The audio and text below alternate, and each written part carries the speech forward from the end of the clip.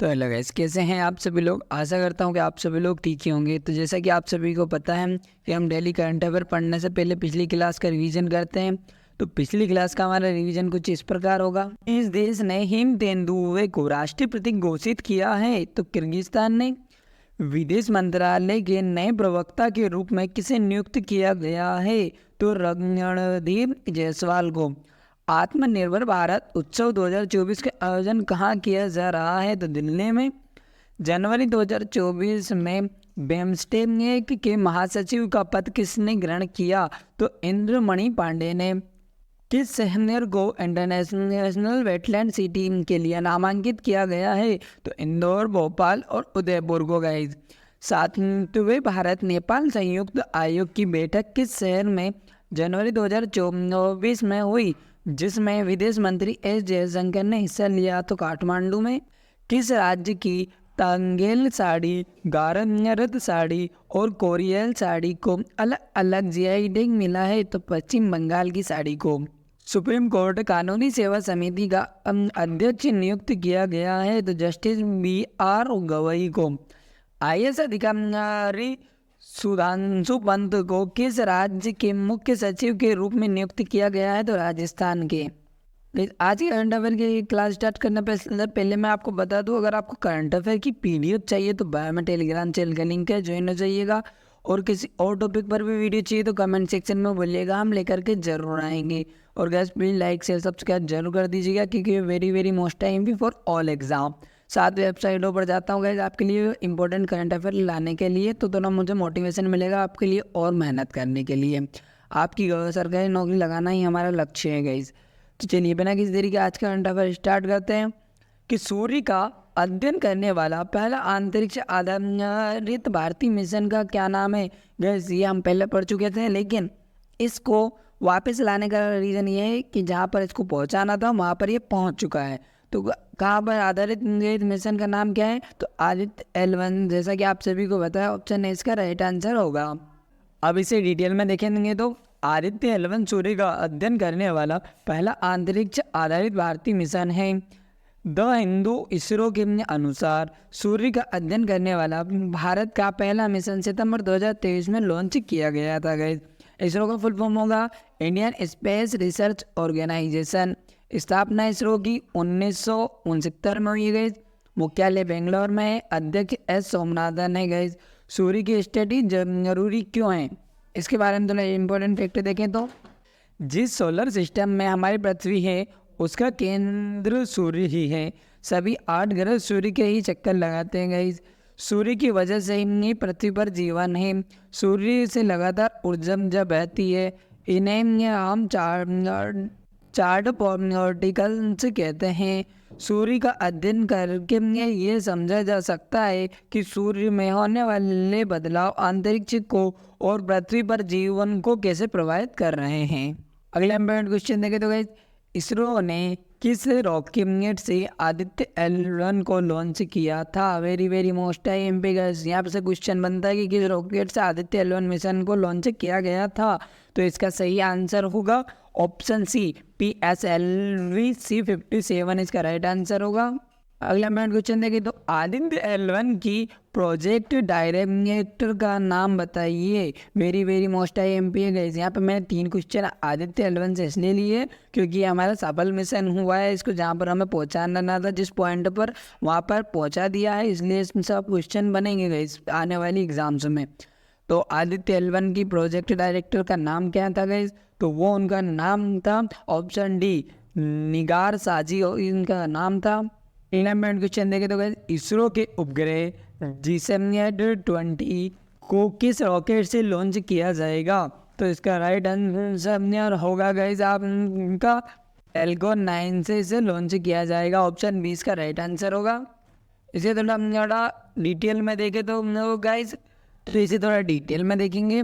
GSAT-20 उपग्रह भारत की अंतरिक्ष अनुसंधान संस्था इसरो एक संचार उपग्रह GSAT-20 को स्पेस कंपनी की सहायता से लॉन्च करने की योजना बना रही है। स्पेस की सहायता से लॉन्च करने की गाइस क्या बना रही है योजना। यह उपग्रह 4700 किलोमीटर का है, जिसे स्पेसएक्स कंपनी की रॉकेट फॉल्कन 9 द्वारा लॉन्च किया जाएगा।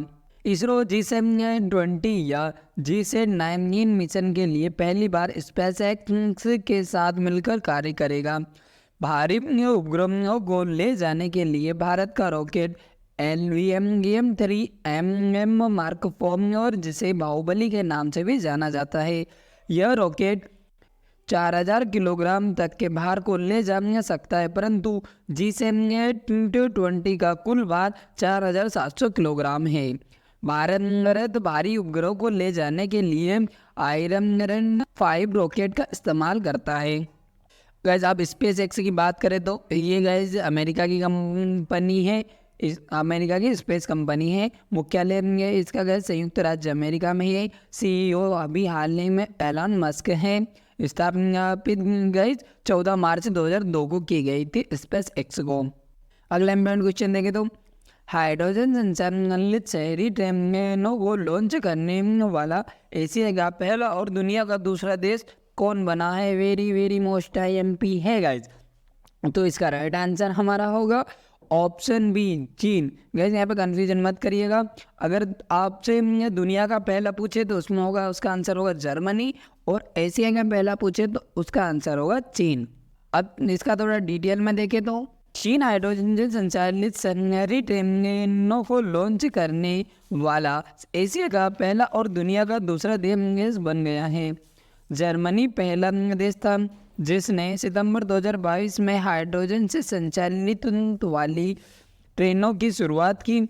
चीनी ट्रेन की अधिकतम गति 160 किलोमीटर प्रति घंटा है और यह बिना ईंधन भरे 600 किलोमीटर तक चल सकती है। फ्रांस की कंपनी एल्स्ट्रॉम द्वारा विकसित जर्मन ट्रेन ने बिना ईंधन भरे 1175 किलोमीटर की दूरी तय करने का रिकॉर्ड बनाया है।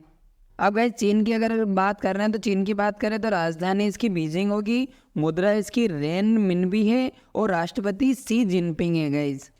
अगला इम्पोर्टेंट क्वेश्चन देखें तो 2024 के चुनावों में बांग्लादेश की प्रधानमंत्री शेख हसीना को किस कार्यकाल के लिए वापस चुना गया था? Very most IMP guys. कौन सा कार्यकाल है इनका जो जिसके लिए वापस चुना गया है इन्हें?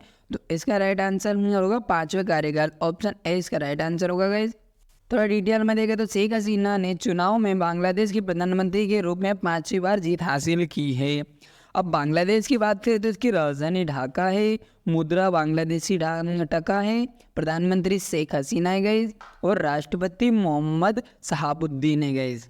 अगला इम्पोर्टेंट क्वेश्चन देखें तो विश्व व्यापार संगठन WTO का फुल फॉर्म है विश्व व्यापार संगठन हिंदी में भारतीय राजदूत स्थायी प्रतिनिधित्व का नाम बताइए। तो वेरी मोस्ट IMP गाइस कि WTO में भारतीय राजदूत स्थायी प्रतिनिधित्व कौन कर रहा है, उनका नाम क्या है? तो इसका राइट आंसर होगा option A guys, Sethil Pandian C. Option A इसका राइट आंसर होगा।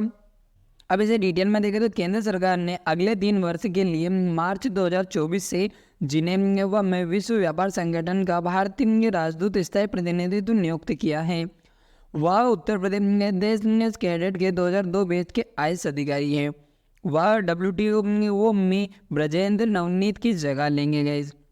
अब विश्व व्यापार संगठन की बात हुई है तो इसको डिटेल में देखें तो इसकी स्थापना 1995 में भी हुई है। मुख्यालय जिनेवा स्विट्जरलैंड में है गाइस। महानिदेशक नगोजी अंकोजी इवेला है। 13वां मंत्री स्तरीय सम्मेलन गाइस इसका फरवरी 2024 में आबू धाबी UAE में होगा। अगला इम्पोर्टेंट क्वेश्चन की बात करूँ तो केंद्र सरकार ने एशियन डेवलपमेंट बैंक ADB का कार्यकारी निदेशक किसे नियुक्त किया है? तो वो किया है गाइस विकासशील को। ऑप्शन सी इसका राइट आंसर होगा। इसे थोड़ा डिटेल में देखें तो उन्हें 3 वर्ष के लिए एशियन डेवलपमेंट बैंक ADB का एग्जीक्यूटिव डायरेक्टर नियुक्त किया गया है। वह छत्तीसगढ़ कैडर के 1994 बैच के भारतीय प्रशासनिक सेवा IAS अधिकारी है गए। एशियन डेवलपमेंट बैंक की बात करें तो ADB की इसका मुख्यालय माडलियांग फिलीपींस में गई। स्थापना इसकी 19 दिसंबर 1966 में हुई है। सदस्य देश 68 है, इनमें 49 एशिया के सदस्य देश है गए। अगला इम्पोर्टेंट बात करें क्वेश्चन की, तो हाल ही में किस राज्य के मजूरी घोड़ा को जीआई टैग मिला है?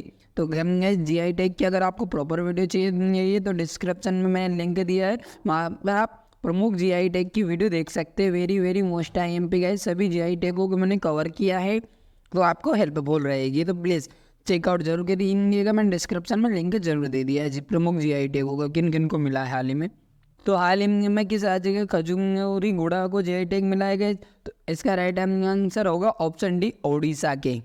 अगला इम्पोर्टेंट क्वेश्चन देखें, तो किस राज्य के प्रोडक्ट सुंदरबन सरहद को जीआई टैग मिला है? देखिए गाइस, जीआई टैग से 2 से 3 क्वेश्चन जरूर बनते हैं हर एक एग्जाम में, इसलिए मैं आपको बोलता हूँ डिस्क्रिप्शन में जीआई टैग की लिंक है, उसे भी जरूर देखिएगा और लाइक शेयर सब्सक्राइब जरूर कर दीजिएगा गाइस। किस राज्य के प्रोडक्ट सुंदरबन सरहद को जीआई टैग मिला है गाइस? तो वो इसका राइट आंसर होगा, वो मिला पश्चिम बंगाल को, ऑप्शन बी इसका राइट आंसर होगा। तो गाइस अब हम देखते हैं थोड़ा स्टेट रिवीजन के जीके के question, very very most IMP for all exam. मानव जीवन की घटनाओं का लिखित वर्णन क्या कहलाता है? तो इतिहास गाइस। हड़प्पा सभ्यता का प्रचलित नाम कौन सा है? तो सिंधु घाटी सभ्यता है। हड़प्पा की सभ्यता में हल से खेती जोतने का साक्ष्य कहाँ मिला? तो कालीबंगा में। हड़प्पा की समकालीन सभ्यता रंगपुर कहाँ है? तो सौराष्ट्र में। किस स्थान से नृत्य मुद्रा वाली स्त्री की कांस्य मूर्ति प्राप्त हुई है? तो मोहनजोदड़ो से। हड़प्पा की सभ्यता किस युग की सभ्यता थी गाइस? तो ये ताम्र युग की थी। हड़प्पा का प्रमुख नगर कालीबंगन किस राज्य में है गाइस? तो ये राजस्थान में है।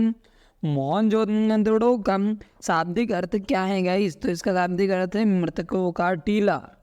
गाइस अभी हाल ही के करंट एग्जाम में पूछा भी गया था, तो यहाँ से क्वेश्चन बनता है हड़प्पा से एक क्वेश्चन, तो कि ये आया था कि मोहनजोदड़ो का शाब्दिक अर्थ क्या है? तो मृतकों का टीला। हड़प्पा के निवासी घरों एवं नगरों के विन्यास के लिए किस पद्धति को अपनाते थे? तो ग्रिड पद्धति को गाइस। तो अगला आपका क्वेश्चन ऑफ द डे होगा होमवर्क के लिए कि संयुक्त सैन्य अभ्यास डेजर्ट साइक्लोन भारत और किस देश के बीच आयोजित किया जाता है? ये आपके 4 ऑप्शन है, जिसका आंसर हमें कमेंट सेक्शन में जरूर दीजिएगा। और किसी और टॉपिक पर भी वीडियो चाहिए तो कमेंट सेक्शन में बोलिएगा, हम लेकर के जरूर आएंगे, और लाइक से सब्सक्राइब जरूर कर दीजिएगा गाइस। तो ठीक है, मिलते हैं अगली वीडियो में, तब तक के लिए बाय टेक।